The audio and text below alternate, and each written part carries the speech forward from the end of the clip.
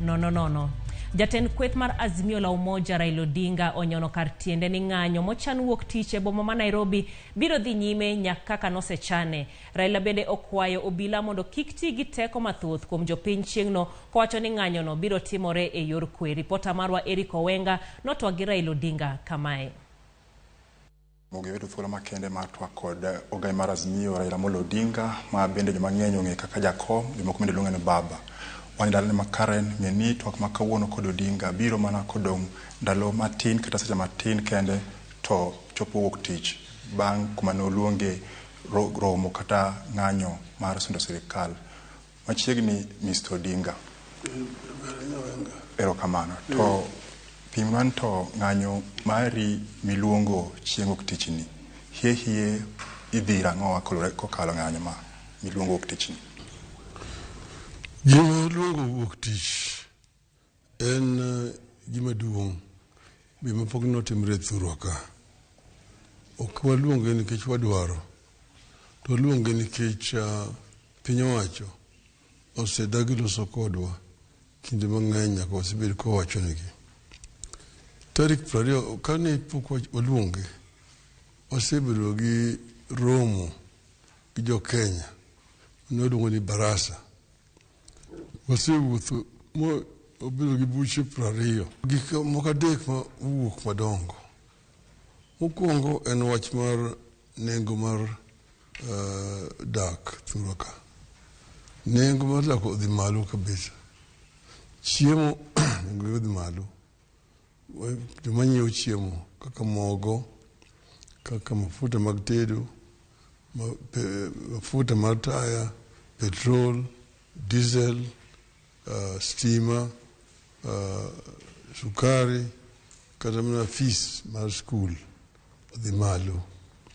Koro nitie jomoko machandre kabisa thurwa ka.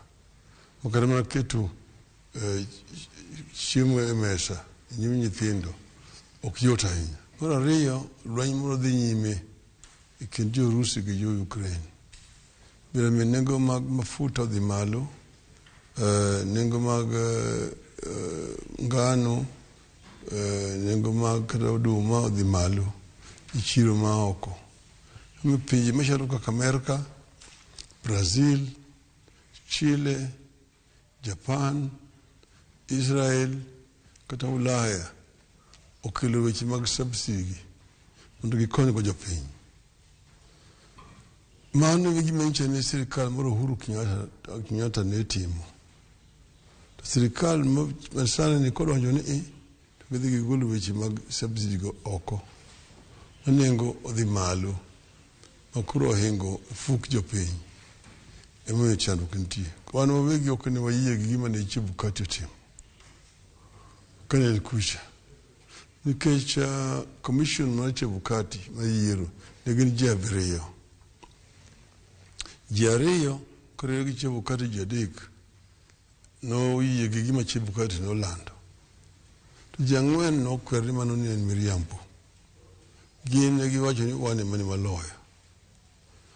Koro bang'e wadhi e kot mamalo. Kot mamalo odhi yie gi Chebukati ni gima ne Chebukati olando ne ni kare. To piny mangima ni ka nitie pogruok yiero to gima dhi timo en ni ji duto dhi e saba no tidhi yawo saba tino nango mantie yie kanyo. Angadi no Martin Odinga aparo ni higa mar 2017 ne doho mamalo mogik kokalo kuom Maraga no ng'ado ni IBC notimo yiero marach. Kendo ne giwacho ni ok giyie kod yiero mane obagi buo Chebukati. Kaka Azimio, ere kaka ne uchiedho kod Chebukati uyie ne gochopo nyaka yiero manyoro makendo onyotimo marach makoro wacho ni ne pod oketho yiero ok otimo makare. Kane wasigini kane jogo setamre kamacha mathematics ndiko barua. Koro ne ogine ne odhi ng'ad bura kaka nong'adisha. Koro wakelo jarieko. Modhi timo iluongo ni ethical hacking. Ethical hacking ne donjo e kanyo e yo mar grieko mabiro miyo adier wuogi. Ne donjo grieko ma gigolo gik moko mane iye kanyo. Bang' mano, jatich matiyo e IBC kanyo bende owuok kanyo mawacho ni anok ane mudho malayo e ot. Ubende odhi ogolo gik moko kanyo. Whistleblower. Ogidene. Ogo tum. Mo wacho ni magi adiera. Ok ane mudho layo e ot, magi kaka ne gik moko wuok. Gik manogologo ka wang'iyo gi mawa mane wan go ka to romre. Manyiso ni Bwana Ruto noyudo kura 5,900,000. Unoyudo 8,100,000. Mani adiera. Mheshimiwa, ibiro ka kanyo to isobedo kiwacho ni idhi timo ng'anyo i public to be isotemo chopo machiegni kata chopo ni Ruto owuon jatend piny mondo iwuo kode e gik ma wacho i rally gi. Waoro ne wach ni mondo otim gigi odagi timo. Wiwili mar Kibakisha en wuone mane en koda. En mane ochung' motegno nolose wechegi. To noneno kaka nokwal kuchwa gi Kibaki. Ma ji notho. En achiel kuom joma ne yiero manochung' e negotiations mag Kofi Annan. Ka gin gorengo gi Mudavadi to gi Sally Kosgei. Ne giyalo gi joka. Koro sani wacho ni an mane adwaro, an mane keto gero adwaro nus mukati. Machielo mar Uhuru cha, ko Uhuru nobiro loso koda ni wandiko gik momiyo wawinjre e memorandum of understanding. Mane obedo published mogolo ni raia. Miye ko mosre. To dagi winjo gik mane wakwayo gin gik moko adek. Nengo mar ngima, wach mar yawo dak mar Saba, wach mar loso commission manyien mar IBC. Magi gik moko adek ma wane gi ywaruok. Ere kaka ng'anyo ma wang'ni nyalo kelo lokruok, kata ng'eno ma ken ng'anyo mokwongo ma ibago ibuoyi kata itendi. Ere ka ng'anyo ma ok tich ni biro chopo lek maru kaka Azimio ba chopo dwaro mar jopiny ma noyiero kaka iwachono? Gini ok en gima biro wuok tich. En gima nyaka wayud lokruok gi. Wuok tich en chakruok mare ma kodhi maber to wayudo gima wadwaro. Kotamre to wanyalo dhi tich ariyo. Kotamre to juma machielo chabe. Nena kind osiep ikindi kod jatend piny machon Uhuru Kenyatta utudre to kech jomoko bende paro ni samoro en ma chalo kama udhire gi piny. Inyalo ng'eyo paro ma kamano? Yes, Uhuru en osiepna. Kendo kode kanyakla oromo kode ka gi kacha. To osebedo gi tich mang'eny sani mag umiye gi sirkal maka. Nomiye gi jotelo mag East Africa. Wach mar kelo kwe e piny mar DRC Congo. Jogi bende osebedo ka donre kode. Makata no joritne ma obedo ka ne kod arita kwe mano omiye kalore gi chik mar president ma owe tich. Negi golo moko. Kodong gima moko to joma okelne gima nyien gi gin joma chalo ka okwany kich mang'iyo gik moko kuome. Gin joma donre. To Uhuru ochung' motegno. Wadoga na dala Nyanza kokoni. Honeno ka chal kama samoro dala kuma Nyanza kuma bende ong'ere ni inie kod mbi mapek mokalo. Sanono ka chal kama barruok kata nitie jotelo moko makoro chal kama giwacho ni gin gidhi tiyo kod jatend piny Ruto. Ere ka gini ibro timo ang'o mondo ikel base ni ma Nyanza ni kanyakla mondo chwal dwaro mari kaka gik moko mang'anyo makoro iluongo gi e pacho kaka wuono? Gin mano gin right magi madhi kuro. To nitie wajumbe manoyier gi chama mar ODM. To gin gi obligation nyaka giluw chike mag ODM. Ka ng'ato ool gi ODM, wadwa nodhi riwruok machielo, onge ng'ama otamo ng'ato.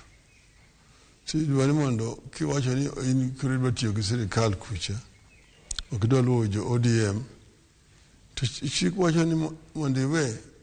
Samo ng'anyo muluongo wuok tich ni, kaka in jatend Azimio, obro kawo structure mare to giko mare en nang'o? Ok in gi luoro sama dokel koko kuom johera magi mabiro wuok oko chieng' wuok tich? Wan wasewacho ne jowa duto ni ng'anyo mawuok tich ni en mar kwe. Wadwa nyiso jopiny ni wanyalo kelo kwe gi ng'anyo. Emomiyo ne wasewacho ni wadwa ni joma mawuok oko te timo kitamba marachar. To ng'ama ok nyal dhi matuo kata ma ong'ol, to imiyo kitamba marachar itwe kata bade ka, kata moro ting'o kama. Onyis ni en owuon oyie gi gima dhi nyime. Owacho ni joma nyalo biro Nairobi, obi Nairobi, mondo oriwre gi joma mamoko. Bende nitie kaka isoketo ikruok ma kama mar mde uneno obila obedo kodu ma koko kobede samoro chieng' wuok tich? Wan wawegi wang'e chik. Wasetimo gigi ndalo mang'eny. Kata buchi manyicha watimogi, sa sa kapok wadhi wanyiso ogol mama ni wabiro kama kama, wadwa ni mondo kel arita kwe.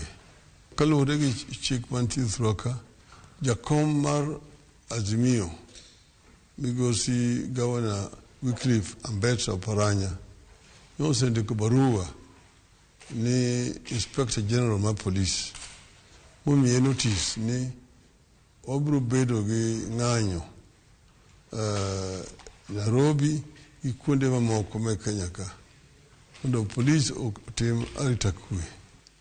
In gi teko maluongo holiday kaka ogai mar Azimio, kose mano to iwacha to Namba achiel, oketo teko e lwet jopiny. Wacho ni teko duto te Kenya ka ni e lwet jopiny.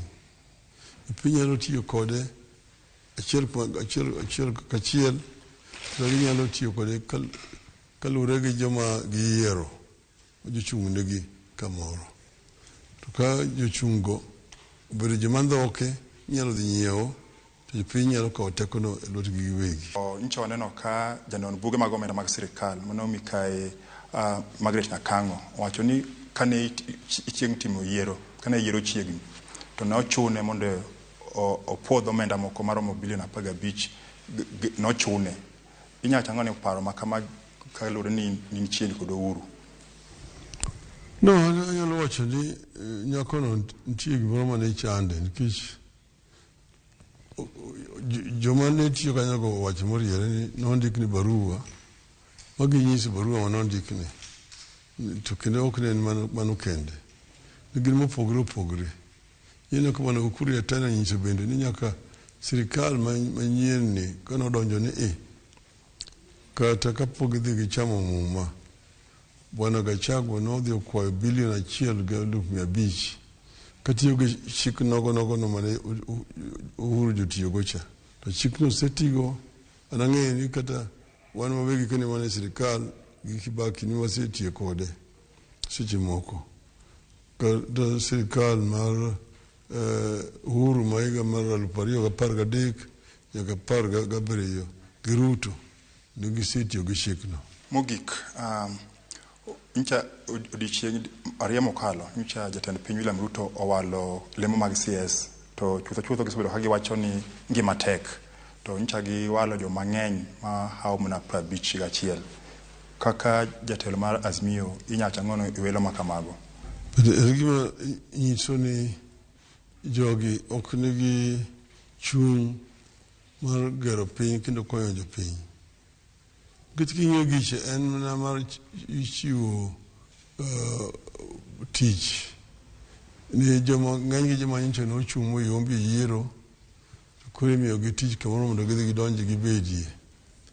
To an ok apani mane tim sirikal onego tim. Ka jogi dwaro tich, kaka gidwa timo biashara, imiyo gi mana yo mag timo biashara.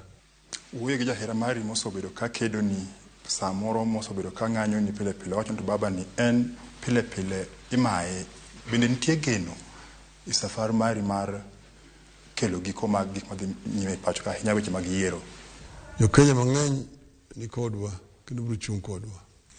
Dalonjo thuro mondo obed gi chir ni wanyalo lo lweny ni. An ma gima dona wach jo Kenya nam. Tamoro ahinya gi kaka gisechung', kwe ma gisekelo, kendo be nyiso ratiro kuma entie.